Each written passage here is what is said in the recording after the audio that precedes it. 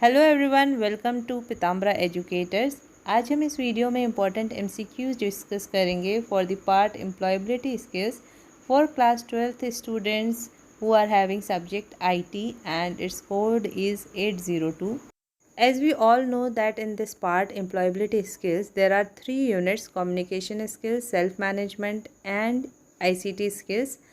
इस यूनिट में से जो क्वेश्चंस आने वाले हैं वो आपके सेक्शन ए में आएंगे और उसमें आएंगे आपके 6 क्वेश्चंस, जिसमें से आपको सिर्फ 5 क्वेश्चंस अटेम्प्ट करने हैं। सो बेसिकली आज आईटी के क्वेश्चन पेपर का जो सेक्शन ए है उसके लिए हम इम्पॉर्टेंट एमसीक्यूज डिस्कस करने वाले हैं। So the first MCQ is what will be displayed if the following formula is entered in cell A1 इन a spreadsheet application. So formula is equals to 5. This symbol is used for exponent operator. 2 minus 15 divide 3 multiply 7 + 2। तो ऐसा ही similar question हमने sample paper में देखा था, तो उसी pattern से हमने एक एमसीक्यू लिया है कि हमें फार्मूला सॉल्व करना आना चाहिए। इसके लिए हमें प्रेसिडेंस टेबल पता होना चाहिए कि सबसे पहले कौन सा ऑपरेटर इवेलुएट होता है। तो सबसे पहले एक्सपोनेंट इवेलुएट होता है, देन मल्टीप्लिकेशन और डिवीजन में से जो भी आपका लेफ़्ट टू राइट आप फॉलो करोगे, इसमें जो भी लेफ़्ट साइड आ रहा होगा वो पहले इवेलुएट होगा। मल्टीप्लाई और डिवाइड में से आप पहले किसी को भी इवेलुएट कर सकते हैं और प्लस माइनस की भी सेम प्रेसिडेंस होती है। अब हम इसे सॉल्व करेंगे तो आएगा आपका 5 exponent 2 means 25 minus 15 divide 3 means -5 into 7 + 2। Then इसको फिर से सॉल्व करेंगे तो आपका आ जाएगा 25 माइनस मल्टीप्लिकेशन की प्रेसिडेंस ज़्यादा होती है तो 35 + 2। 25 minus 35 -10 + 2 means -8. So the correct option is -8. Now the second MCQ, which of the following error is displayed when column is not wide enough to display the value? So this question is from spreadsheet. अगर spreadsheet का कोई cell में value fit नहीं आती, यानी कि आपका column की विड्थ कम है और आपने ज़्यादा बड़ी वैल्यू डाल दी है, then it will show an error which is ####. 4 times hash will be displayed in the cell. Next MCQ is what not to do before an interview. तो इंटरव्यू से पहले हमें क्या नहीं करना चाहिए? Turn on your cell phone, do research, eat a good breakfast, prepare questions beforehand. इसमें correct option है turn on your cell phone. ये हमें इंटरव्यू में जाने से पहले नहीं करना चाहिए। ऐसे ही CBSE सैम्पल पेपर में एक क्वेश्चन आया था, what not to do during interview. तो ये जो इंटरव्यू वाले क्वेश्चंस है ये आपको प्रिपेयर करने चाहिए, क्योंकि उसमें बुक में जो है डोंट्स एंड डूज दोनों दिए हैं फॉर द इंटरव्यू। उन पॉइंट्स की आप एक बार रीडिंग कर लीजिएगा। नेक्स्ट MCQ इज़ ऑल फॉर्मूले in spreadsheet begin with dash symbol और sign. Correct answer is equal to, ये हमने बहुत बार पढ़ा है और ये सैम्पल पेपर में भी था ये question. All formula in spreadsheet begin with equal to sign. Next MCQ, the contents of the cell A1, A2, A3 and A4 in a spreadsheet are 10, 15, 20, 25. इसका मतलब A1 में 10 एंटर हुआ है A1 सेल में, A2 में 15, A3 में 20 and A4 cell में आपका 25 है। Now the formula equals to count A1 to A4। तो काउंट का क्या वर्क होता है? काउंट फंक्शन आपके जितने भी नंबर ऑफ़ सेल्स में वैल्यूज़ हैं उन नंबर ऑफ़ सेल्स को काउंट करता है। तो यहाँ पे A1 टू A4 उसने रेंज दी है, यानी कि A1, A2, A3, A4 में जितने भी सेल्स में वैल्यूज़ होंगी वो सब काउंट होंगे। तो A1 टू A4 सारे सेल्स में वैल्यूज़ हैं, तो आपके सारे सेल्स काउंट हो जाएंगे। Answer will be 4। ये क्वेश्चन जो है CBSE सैम्पल पेपर का ही है। Next MCQ, which of the following is not a discrete step to active listening. तो अगर हम इसमें A, B, C ऑप्शन देखेंगे तो ये तीनों के तीनों जो है आपके discrete step to active listening है। कॉन्टेक्ट मीन्स जो भी पार्टिसिपेंट या स्पीकर है उसके साथ कनेक्ट होना।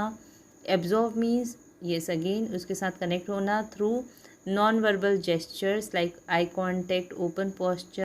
Next is reflective feedback means हमने जो भी स्पीकर के मैसेज सुने हैं या वो जो भी बोल रहे हैं वो सुना है तो हम उसे फीडबैक दे रहे हैं, दैट इज़ रिफ्लेक्टिव फीडबैक।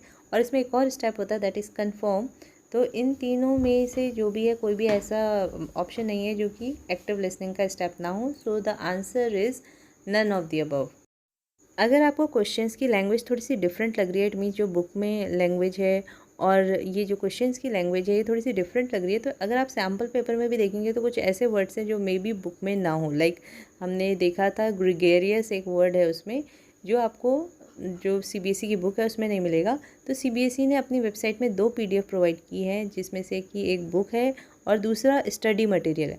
तो अगर आप स्टडी मटेरियल की लैंग्वेज देखोगे तो सेम ऐसा लग रहा है कि सीबीएसई ने जो सैम्पल पेपर बनाया है उस स्टडी मटेरियल से बनाया है।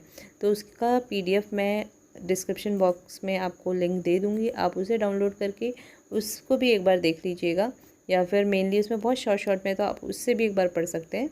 लाइक एग्ज़ाम में जाने से पहले 1 दिन पहले आप उसे एक बार रीड कर लीजिए, तो मे बी ऐसा हो कि एग्ज़ाम में भी आपका जो टर्म 1 एग्ज़ाम हो उसमें भी क्वेश्चंस आपके उससे फ्रेम हो। We will discuss this MCQ. ये एमसीक्यू पर्सनैलिटी डिसऑर्डर टॉपिक से है, जो कि सेल्फ मैनेजमेंट यूनिट का है।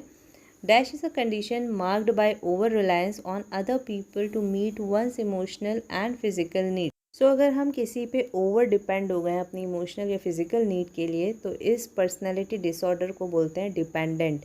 तो मैंने ये सैम्पल पेपर के डिस्कशन में भी आपसे बोला था कि ये टॉपिक जो है बहुत इंपॉर्टेंट है और बहुत सारी पर्सनैलिटी डिसऑर्डर्स दी हुई है बुक में। सो आप पढ़ लीजिएगा, और कुछ डिसऑर्डर्स तो हम अभी इस सेशन में ही डिस्कस करेंगे। Now, 8th MCQ is also based on this personality disorder. Dash is a condition in which people seek excessive attention. तो उन्हें दूसरों से बहुत ज़्यादा अटेंशन चाहिए होती है और उन्हें ऐसा लगता है कि बस हमारी इम्पोर्टेंस हमें ही इम्पोर्टेंस मिलनी चाहिए। एंड लैक ऑफ एम्पैथी, और दूसरों के लिए उनके अंदर बहुत एम्पैथी कम होती है। There is a lack of empathy. So what this personality disorder is called? It is called narcissistic. So option B is the correct option. Now the next MCQ, content of cell A1, A2, A3, A4 in a spreadsheet application are the same content 10, 15, 20, 25. But the question is which formula should be entered in cell A5 so the largest value 25 will be displayed in A5. तो आपको largest value display करनी है, तो इसके लिए कौन सा formula use होगा? So the options are, so largest value display करने के लिए मैक्स फंक्शन यूज़ होता है, और मिनिमम वैल्यू डिस्प्ले करने के लिए, स्मॉलेस्ट वैल्यू डिस्प्ले करने के लिए इन अमंग द रेंज मिन फंक्शन यूज़ होता है। तो यहाँ पे मैक्स फंक्शन है करेक्ट ऑप्शन। अब कोई भी फार्मूला जो स्टार्ट होता है वो इक्वल टू साइन से होता है, तो आप देख सकते हैं कि option A is the correct option. Next MCQ, again from personality disorder. Dash is a person who feels extremely nervous and worried because he believes that the other people do not like him or are trying to harm him. तो अगर किसी person को ऐसा लगता है वो हमेशा nervous या बहुत वरी में रहता है कि उसे दूसरे लोग पसंद नहीं करते हैं या फिर उसे हार्म करने की कोशिश करेंगे, तो इस टाइप के लोगों को जो पर्सनालिटी डिसऑर्डर होता है उसे हम बोलते हैं paranoid. So it's correct option is option A. Now the next MCQ, which of the following personality trait fall in the big 5 popular personality classification? तो ये क्वेश्चन CBSE सैम्पल पेपर से है, और इसमें जो ये ग्रीगेरियस वर्ड है ये आपको स्टडी मटेरियल, जो बुक स्टडी मटेरियल CBSE ने प्रोवाइड की है उसमें ये वर्ड्स आपको मिल जाएंगे.